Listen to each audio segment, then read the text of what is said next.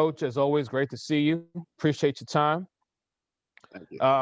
I just got to ask you, when this decision came down, can you just talk a little bit about the conversation you had with Candace about not only her expectations, but also yours as far as, making the Sky that much more of a dominant team? I mean, after the decision, because it was a lead up, so that was me selling what the possibilities could be, and how we expected to play, and what we wanted from her.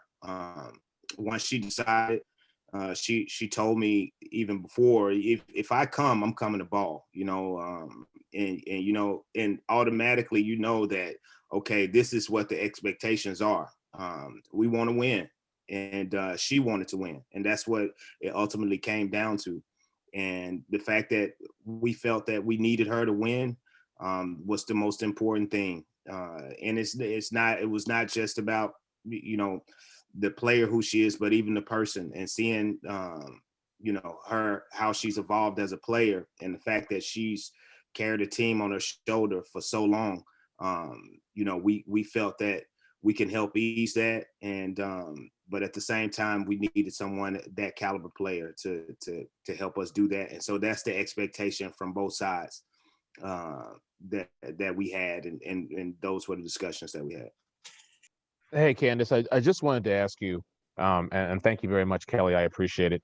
So, this being Black History Month, with all the change that we've seen and of course, the first woman president being first female vice president, excuse me, Kamala Harris, you seem to be one of those women who want to leave that kind of legacy and make that impact. Can you just speak to, outside of basketball, what are some of the initiatives and things that you are doing to continue the conversation of, social injustices?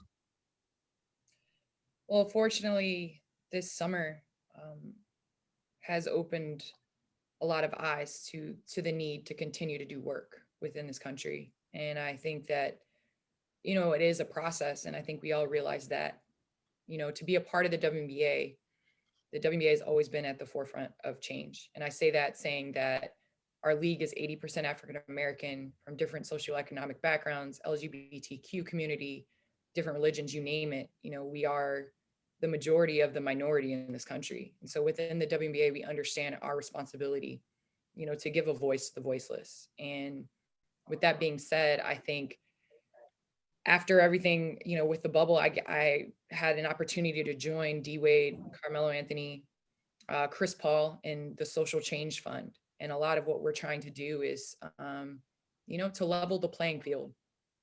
And that goes across the board, not just stretching just to race. And I'll speak to just in terms of sport and how important it is. People, try to devalue women's sports.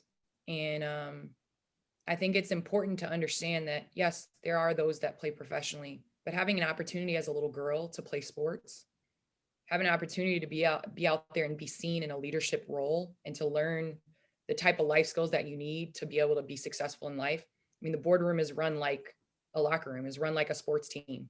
And so I think it's so important for us to continue to emphasize how important it is for young girls to play team sports, so that little boys and little girls can both see women in different roles.